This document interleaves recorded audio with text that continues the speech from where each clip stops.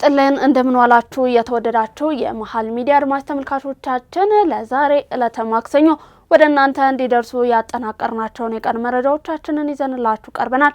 በቅድሚያ ማበይት ርዕሰ ጉዳዮችን በማስቀደም እንጀምራለን። ህወሓት የትግራይን ወጣቶች በግዳጅ ለጦርነት በመመልመል ክልሉን ለከፋ ቀውስ እንዲሁም ህዝቡን ለከፋ ስጋት እየዳረገው እንደሚገኝ እየተነገረ ነው።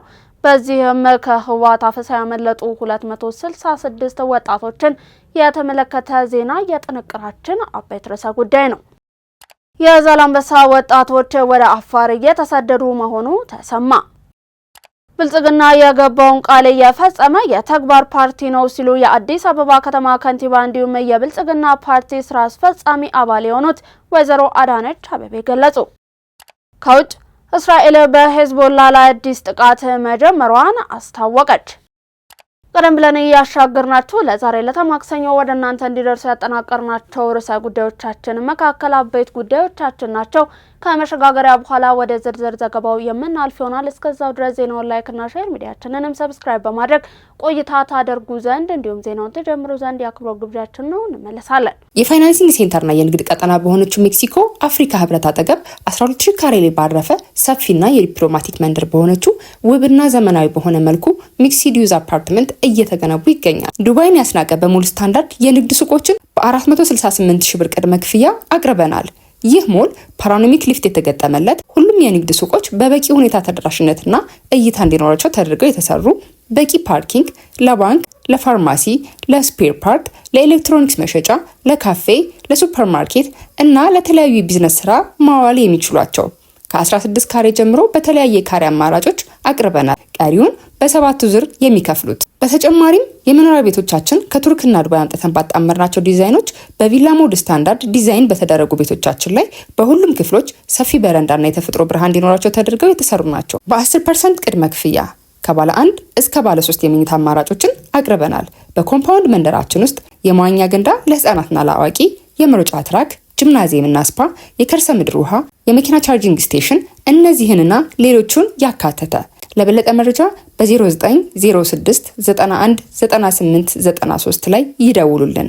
አባይ ሆምስ። ተመልሰናል። በቀዳሚነት ወደ ያዝነው መረጃችን አለፍን።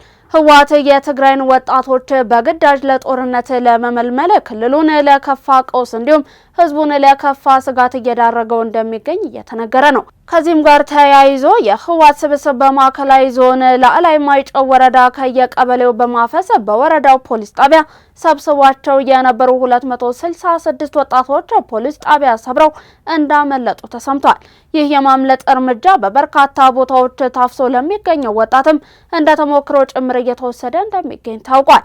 ሁኔታው የትግራይ ወጣቱ የቡድኑ የጦርነት ድግስ ተሳታፊ መሆን እንደማይፈልግ የሚያረጋግጥም ነው ተብሏል። የዛላንበሳ ወጣቶች ወደ አፋር እየተሰደዱ መሆኑ ተሰማ።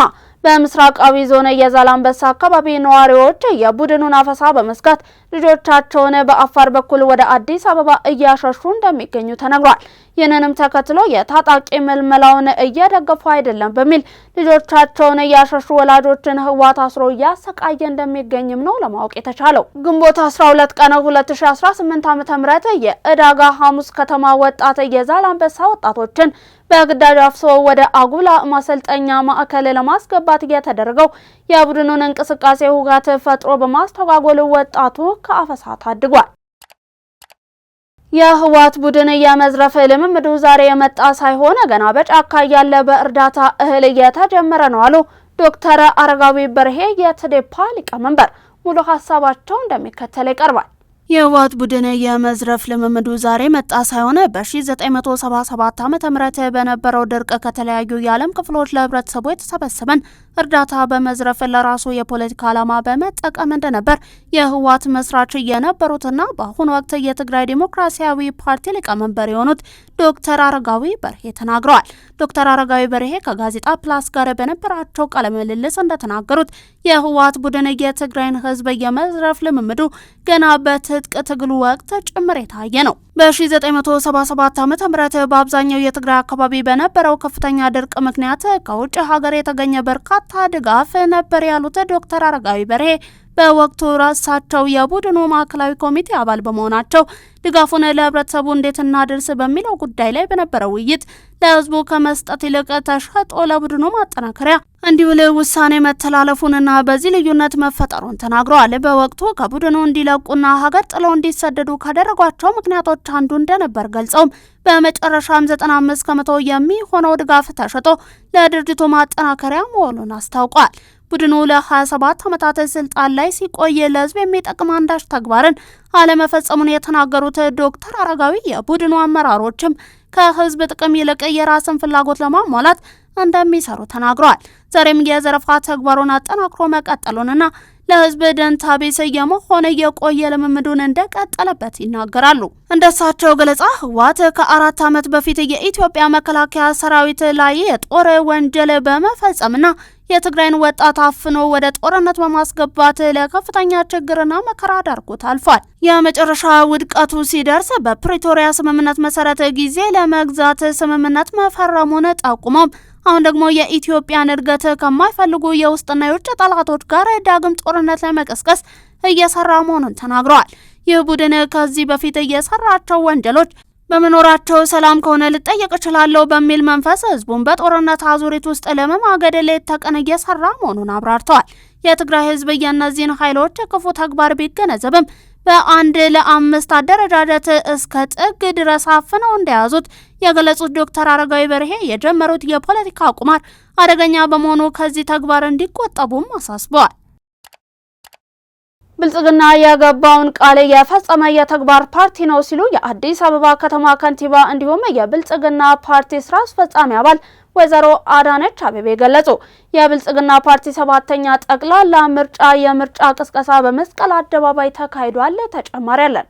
ከማለዳ ጀምሮ በተካሄደው መርሃ ግብር የአዲስ አበባ ከተማ ከንቲባ እንዲሁም የብልጽግና ፓርቲ ስራ አስፈጻሚ አባል አዳነች አቤቤ፣ ምክትል ከንቲባ እንዲሁም የብልጽግና ፓርቲ ስራ አስፈጻሚ አባል ዣንጥራር አባይ፣ በብልጽግና ፓርቲ የአዲስ አበባ ከተማ ቅርንጫፍ ጽህፈት ቤት ኃላፊ የሆኑት ሞገስ ባልቻ ተገኝተዋል። በተጨማሪም የአዲስ አበባ ከተማ ምክር ቤት አፈ ጉባኤ ቡዜን አልከድር፣ ፓርቲውን ወክለው የሚወዳደሩ እጩዎች እንዲሁም የፓርቲው አባላት እንዲሁም ደጋፊዎች ታድመዋል። ከንቲባ አዳነች አቤቤ በዚህ ወቅት እንደገለጹትም 7ኛ ጠቅላላ ምርጫ ኢትዮጵያን ለዓለም በምርጫ ብቻ እንደሚያምኑ እንዲሁም ዴሞክራሲያዊ ስርዓት መገንባት እንደሚችሉ የሚያሳዩበት ነው ብለዋል። ምርጫው ሰላማዊ ዴሞክራሲያዊ እንዲሆን ማድረግ ዋናው ግብ መሆኑንም ገልጸዋል። ምርጫው እንዳይሳካ በባዕዳን የሚያገለግሉ መኖራቸውን ገልጸው ነገር ግን ከፍተኛ ቁጥር ያለው ህዝብ የመራጭነት ካርድ በመውሰድ ጠላትን ማሳፈሩን ተናግረዋል። ብልጽግና የገባውን ቃል የፈጸመ የተግባር ፓርቲ መሆኑንም ጠቁሟል። አዲስ አበባ አሁን የደረሰችበት ደረጃ ብልጽግና ፓርቲ ያለውን ራዕይ አፍ አውጥቶ የሚመሰክር መሆኑንም ገልጸዋል። ያለ ህብረተሰቡ ተሳትፎ ምንም የተከናወነ ስራ ለመኖሩን ገልጸውም ይህም እውቅና የሚሰጠው መሆኑን ገልጸዋል። በአዲስ አበባ የተከናወኑ ሁለንተናዊ የልማት ስራዎች የህብረተሰቡን ተጠቃሚነት ያረጋገጡ እንዲሁም የብልጽግና መሰረትን የጣሉ መሆናቸውንም አንስተዋል። በ7ኛው ጠቅላላ ምርጫ የህዝብ ይሁንታ ካገኘ የገባውን ቃል በእጥፍ እንደሚተገብርም ገልጸዋል። ህልማችን ኢትዮጵያን ወደ ብልጽግና ማማ ማውጣት ነው ያሉት ከንቲባዋ ይህንን በመገንዘብ ድምጻቸውን ለብልጽግና ስጡ ሲሉም ጥሪን አቅርበዋል። በሌላ ዜና ትብብር ለኢትዮጵያ አንድነት የይምረጡኝ ቅስቀሳ ማጠቃለያ መርሃ ግብርን አካሄደ። ትብብር ለኢትዮጵያ አንድነት ለ7ኛ ጠቅላላ ምርጫ የይምረጡኝ ቅስቀሳ ማጠቃለያ መርሃ ግብርን ዛሬ በአዲስ አበባ ከተማ እያካሄደ ይገኛል። የፓርቲው ፕሬዝዳንት አቶ አብርሃም ጌጡ በመርሃ ግብሩ ላይ እንደገለጹት ፓርቲያቸው የተሰጠውን የምርጫ ቅስቀሳ ጊዜን በአግባቡ በመጠቀም በተለያዩ ጊዜያትና ስፍራዎች ንቁ የቅስቀሳ ስራዎችን ሲያከናውን ቆይተዋል ብለዋል። ፕሬዝዳንቱ አክለውም በዛሬው ዕለት እየተካሄደ የሚገኘውን የማጠቃለያ መርሃ ግብርን በርካታ መራጮችን ተደራሽ ለማድረግና የፓርቲውን ዓላማ ፕሮግራም በስፋት ለማስተዋወቅ ትልቅ ፋይዳ እንዳለው አስገንዝበዋል። በመርሃ ግብሩ መልእክት ያስተላለፉት የፓርቲው ምክትል ፕሬዝዳንት አቶ አብርሃም ሃይማኖት በበኩላቸው የምርጫ ካርድ የወሰዱ ዜጎች ሁሉ በድምጽ መስጫ ቀን በየምርጫ ጣቢያዎቹ በመገኘት ህገ መንግስታዊ መብታቸውን በአግባቡ እንዲጠቀሙና ድምጻቸውን እንዲሰጡም ጥሪን አቅርበዋል። የፊታችን ሰኞ ግንቦት 4 ቀን 2018 ዓ.ም የሚካሄደውን 7ኛውን ጠቅላላ ምርጫን አስመልክቶ የፖለቲካ ፓርቲዎችና የግል እጩዎች ማጠቃለያ የሆነውን የይምረጡኝ ቅስቀሳቸውን በተለያዩ የኢትዮጵያ አካባቢዎች እያካሄዱ ይገኛሉ። ለሀገርና ሕዝብ ይበጃል የምንለውን ፓርቲ ለመምረጥ ተዘጋጅተናል ሲሉ የሐረር ከተማ ነዋሪዎች ተናገሩ። በርካታ ዜጎች ድምጽ ለመስጠት ካርድ የያዙበትና የተለያዩ የፖለቲካ ፓርቲዎች የተሳተፉበት 7ኛው ጠቅላላ ምርጫ ግንቦት 24 ቀን 2018 ዓ.ም የሚካሄድ መሆኑ ይታወቃል። የምርጫ ካርድ ወስደው ለምርጫ ከተዘጋጁት መካከል ኢትዮጵያ ዜና አገልግሎት ያነጋገራቸው የሐረር ከተማ ነዋሪዎች ለሀገርና ሕዝብ ይበጃል የምንለውን ፓርቲ ዲሞክራሲያዊ መብታችንን በመጠቀም ለመምረጥ የድምጽ መስጫውን እለትን እየተጠባበቅን እንገኛለን ብለዋል። ከከተማዋ ነዋሪዎች መካከል ወይዘሮ አስራት ውብሸት እንዲሁም ካሊድ ዩሱፍ በወሰድነው የምርጫ ካርድ በድምጻችን ለመወሰን ተዘጋጅተናል ሲሉም ተናግረዋል። የምርጫ ሂደት የዜጎች ዲሞክራሲያዊ መብት መገለጫ መሆኑን አንስተውም የምርጫ ካርድ ለመውሰድ የተሳተፉትን ያክል ድምጽ በመስጠትም ለማረጋገጥ ተዘጋጅተናል ያሉት ሌላኛዋ የከተማዋ ነዋሪ አልፊ አብዶሽ የድምጽ መስጫው ዕለት በተለይም ለሴቶች ሁለንተናዊ ተጠቃሚነት የሚሰራ ፓርቲን ለመምረጥ መዘጋጀቷን ገልጻለች። የከተማ ነዋሪ አቶ አሰግድ ሽፈራው በበኩላቸው በምርጫው ለሀገርና ሕዝብ ይበጃል የሚሉትን ፓርቲ የሚመርጡበትና በድምጻቸው የሚወስኑበት እድል በመሆኑ ለመምረጥ መዘጋጀታቸውን አክለው ገልጸዋል። ህዝበ ሙስሊሙ የኢድ አልአድሃ አረፋ በዓልን በመረዳዳትና በመተጋገዝ ሊያከብረው እንደሚገባ የአዲስ አበባ ከተማ እስልምና ጉዳዮች ከፍተኛ ምክር ቤት ተቀዳሚ ምክትል ፕሬዝዳንት ሼክ መሐመድ ሸሪፍ ገለጹ። ተቀዳሚ ምክትል ፕሬዝዳንቱ 1447ኛውን የኢድ አልአድሃ አረፋ በዓልን አስመልክቶ በሰጡት መግለጫ መሰረትም በዓሉ የነብዩላህ ኢብራሂም ታማኝነት፣ መስዋዕትነትና ትዕግስት የሚታወስበት በመሆኑ ህዝበ ሙስሊሙ መንፈሳዊ ሴቱን ጠብቆ ሊያከብረው እንደሚገባ አሳስበዋል። በዓሉን አቅመ ደካሞችንና ህሙማንን በመጠየቅና በመርዳት ለሀገር ሰላምና ለህዝቦች አንድነት በመስራት ማክበር ይገባልን ብለዋል። የኢድ አልአድሃ የሰላት ስነ ስርዓት በጥሩ ሁኔታ ለማከናወን የአዲስ አበባ ስታዲየምን ጨምሮ በተለያዩ አካባቢዎች የመስገጃ ቦታ ዝግጅት መጠናቀቁንና የኢድ ሶላት ጠዋት 2 ሰዓት ላይ እንደሚከናወንም ተገልጿል። የበዓሉ ዋነኛ መገለጫ የሆነው የኡዲያ የመስዋዕት እርድ የሸሪዓውን የተቀመጠለትን የጤንነትና የንብረት ባለቤትነትን መስፈርቶችን ያሟላ መሆን እንዳለበትም ከፍተኛ ምክር ቤቱ አሳስቧል። ሙስሊሙ ማህበረሰብ በ7ኛው ሀገራዊ ምርጫ በንቃት እንዲሳተፍና የበኩሉን ሚና እንዲጫወት ተቀዳሚ ምክትል ፕሬዝዳንቱ ጥሪያቸውን አቅርበው የእንኳን አደረሳችሁ መልካም ምኞት መልእክታቸውን አስተላልፈዋል። ምስራቅ እዝ የተጣለበትን ህገ መንግስታዊ ተልዕኮን ለመወጣት ያደረጋቸው ስምሪቶች የህዝብን የሰላም እንዲሁም የልማት ፍላጎት መሳካታቸውን የሀገር መከላከያ ሰራዊት የምስራቅ እዝ ዋና አዛዥ ሌተናል ጄኔራል መሐመድ ተሰማ ገለጹ። ሙሉ ሀሳባቸውን እንደሚከተለው እንመልከት። ሌተናል ጄኔራል መሐመድ ተሰማ እንደተናገሩት ምስራቅ እዝ በተሰማራባቸው በሰሜን ጎጃም፣ በምዕራብ ጎጃም፣ በአዊ ብሔረሰብ አስተዳደር ዞን እንዲሁም በደቡብ ጎንደር ዞን በጠላት ላይ ጠንካራ ምትን በማሳረፍ የጥፋት ኃይሎችን እየደመሰሰ ሲሆን ህገ መንግስቱን በአስተማማኝ ሁኔታ በመጠቀምም የህዝብ አለኝታነቱን በተግባር ያስመሰከረ እዝ ነው ብለዋል። በመከላከያ ሰራዊታችን እንዲሁም በክልሉ የጸጥታ ኃይል የተቀናጀ ስምሪት በቡድኖቹ ላይ በደረሰ ጠንካራ ምት ምክንያት አሁን ላይ የሰራዊቱን ክንድ መቋቋም አቅቶት በየጉድጓዱ ተደብቆ አለሁ ለማለት ብቻ ብቅ ጥልቅ እያለ ነው ብለዋል። ተላላኪው ከታሪካዊ ጠላቶች ጋር ቅንጅት በመፍጠር ኢትዮጵያን መንግስት አልባ ለማድረግ ቢፍጨረጨርም በልማት ወዳዱ ማህበረሰብ እንዲሁም በጸጥታ ኃይሉ ጀብድ ዓላማው ሙሉ በሙሉ ሊከፍት ችሏል ብለዋል። በመሆኑም ይህንን ተላላኪ ኃይል ከተደበቀበት አውጥቶ ለመደምሰስ በሚደረገው የህግ ማስከበር ግዳጅ ህዝቡ የተለመደውን ጥቆማ በመስጠት ኃላፊነቱን እንዲወጣም አሳስበዋል። በመድረኩ ላይ የተገኙት በአማራ ክልልም በምክትል ርዕሰ መስተዳደር ማዕረግ የገጠር ዘርፍ አስተባባሪ ዶክተር ድረሳሉ የምስራቅ እዝ እንዲሁም የክልሉ የጸጥታ ኃይል በሰሩት ስራ ክልሉ ወደ ቀደመ ሰላሙ እየተመለሰ መሆኑን ገልጸዋል። ማህበረሰቡ በሰራዊቱ ላይ የነበረውን የተዛባ አመለካከት በማስወገድ የፕሮፓጋንዳ ሳይበግረው የአካባቢውን የልማት ስራዎችን በስፋት እያስቀጠለ እንደሚገኝ ዶክተር ድረስ ገልጸዋል። ወደ ቻይና የሚላኩ ምርቶች የወጪ ንግድ ፍቃድ በሁሉም ባንኮች እንዲሰጥ ተወሰነ። በሁለቱ ሀገራት አጠቃላይ የኢኮኖሚና የፋይናንስ ትብብር ስምምነት መሰረት ወደ ቻይና የሚላኩ ምርቶች የወጪ ንግድ ፍቃድ በኢትዮጵያ ንግድ ባንክ ብቻ እንዲሰጥ ተወስኖ እንደነበረ ባንኩ አሳስቧል። ነገር ግን የሀገሪቱን የወጪ ንግድ ዘርፍ ይበልጥ ለማቀላጠፍ ተወዳዳሪነትን ለማሳደግና ለላኪዎቹ ምቹና ተደራሽ የባንክ አገልግሎት ለመፍጠር ቀደም ሲል የነበረው ገደብ ሙሉ በሙሉ መነሳቱን አስታውቋል። በዚህም መሰረት ከዛሬ ጀምሮ ወደ ቻይና የሚላኩ ማንኛውንም አይነት የወጪ ንግድ ምርቶች የፍቃድ አሰጣጥ ሰነድን ማደራጀትና ተያያዥ የባንክ አገልግሎቶች በሀገሪቱ ውስጥ ፍቃድ ባላቸው በሁሉም ባንኮች በኩል መስተናገድ ይችላሉ ተብሏል። ብሔራዊ ባንክ ዛሬ ባወጣው መግለጫ መሰረትም ሁሉም የንግድ ባንኮች ከተለመዱት የወጪ ንግድና የውጭ ምንዛሬ መመሪያዎች ጋር በተጣጣመ መልኩ ለደንበኞቻቸው አገልግሎት እንዲሰጡ አሳስቧል።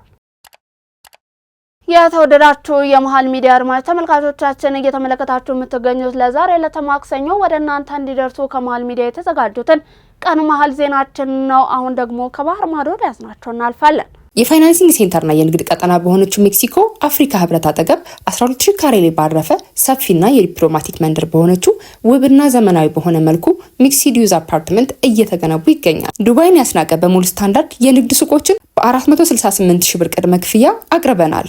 ይህ ሞል ፓኖራሚክ ሊፍት የተገጠመለት ሁሉም የንግድ ሱቆች በበቂ ሁኔታ ተደራሽነትና እይታ እንዲኖራቸው ተደርገው የተሰሩ በቂ ፓርኪንግ፣ ለባንክ፣ ለፋርማሲ፣ ለስፔር ፓርት፣ ለኤሌክትሮኒክስ መሸጫ፣ ለካፌ፣ ለሱፐርማርኬት እና ለተለያዩ የቢዝነስ ስራ ማዋል የሚችሏቸው ከ16 ካሬ ጀምሮ በተለያየ ካሬ አማራጮች አቅርበናል። ቀሪውን በሰባቱ ዙር የሚከፍሉት። በተጨማሪም የመኖሪያ ቤቶቻችን ከቱርክና ዱባይ አምጥተን ባጣመርናቸው ዲዛይኖች በቪላ ሞድ ስታንዳርድ ዲዛይን በተደረጉ ቤቶቻችን ላይ በሁሉም ክፍሎች ሰፊ በረንዳና የተፈጥሮ ብርሃን እንዲኖራቸው ተደርገው የተሰሩ ናቸው። በ10% ቅድመ ክፍያ ከባለ 1 እስከ ባለ 3 የመኝታ አማራጮችን አቅርበናል። በኮምፓውንድ መንደራችን ውስጥ የመዋኛ ገንዳ ለህፃናትና ለአዋቂ፣ የመሮጫ ትራክ፣ ጂምናዚየምና ስፓ፣ የከርሰ ምድር ውሃ፣ የመኪና ቻርጂንግ ስቴሽን እነዚህንና ሌሎቹን ያካተተ።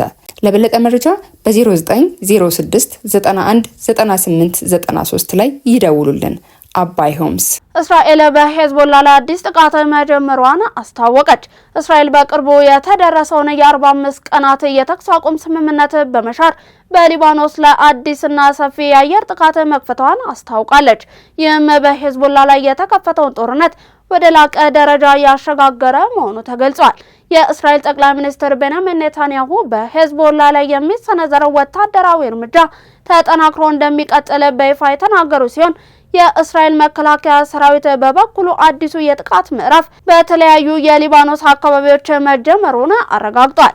የተሰነዘሩ ጥቃቶች እንዲሁም መገለጫዎችም የእስራኤል መከላከያ ሰራዊት በሰጠው መግለጫ የአየር ድብደባ የምስራቃዊ ሊባኖስ በቃ ሸለቆ የሚገኙ የሄዝቦላ የጦር ሰፈሮችን ጨምሮ በመላው ሀገሪቱ ያሉ ስትራቴጂካዊ ቦታዎችን ኢላማ ያደረገ መሆኑን አስታውቋል። እስራኤል ከሄዝቦላ ጋር ግልጽ ጦርነት ላይም ነች። በመሆኑም መከላከያ ሰራዊቱ በቡድኑ ላይ እጅግ ከባድ ጥቃቶችን እንዲሰነዝር መመሪያን አስተላልፌያለሁ ሲሉም ገልጸዋል። የቀጠናው ስጋትን በተመለከተ ይህ አዲስ የወታደራዊ እርምጃ ማጠናከሪያ የተሰማው ሁለቱ ወገኖች የተኩስ አቁም ስምምነታቸውን ባራዘሙ ማግስት መሆኑ ሁኔታውን ይበልጥ አሳሳቢ አድርጎታል። ይህ በእንዲህ እንዳለ አሁን እየታየ ያለው የእስራኤል እንዲሁም የሄዝቦላ ፍጥጫ ግጭቱን ወደ ከፋ እንዲሁም ሰፊ የመካከለኛው ምስራቅ ቀጠናዊ ጦርነት ሊለውጡ ይችላል የሚሉ ከፍተኛ የዓለም ስጋት እየተቀሰቀሰም ይገኛል። ይህ በእንዲህ እንዳለ አሁን እየታየ ያለው የእስራኤል እንዲሁም የሄዝቦላ ፍጥጫ ግጭቱን ወደ ከፋ እንዲሁም ሰፊ የመካከለኛው ምስራቅ ቀጠናዊ ጦርነት ሊለውጠው ይችላል የሚል ከፍተኛ ዓለም አቀፍ ስጋትን እየቀሰቀሰ ይገኛል። የዛሬ ለተቀነ መሃል ዜናችንን አጠናቀቅን። ምርጫችሁ አድርጋችሁን ቆይታችሁን ከኛ ጋር ስላደረጋችሁ እጅግ እናመሰግናለን። ዜናውን ላይክ እና ሼር፣ ሚዲያችንን ሰብስክራይብ በማድረግ ቤተሰብነታችሁን ታጠነክሩ ዘንድ የአክብሮት ግብዣችን ነው። በዩቲዩብ ባለፈ እንዲሁም በቲክቶክ፣ በፌስቡክ፣ በቴሌግራም ገጾቻችን ተጨማሪ የመሃል ይዘቶችን መመልከት ትችላላችሁ። በእኔ ቦታ በቃው። ሰናይ ቀን ተመኘን።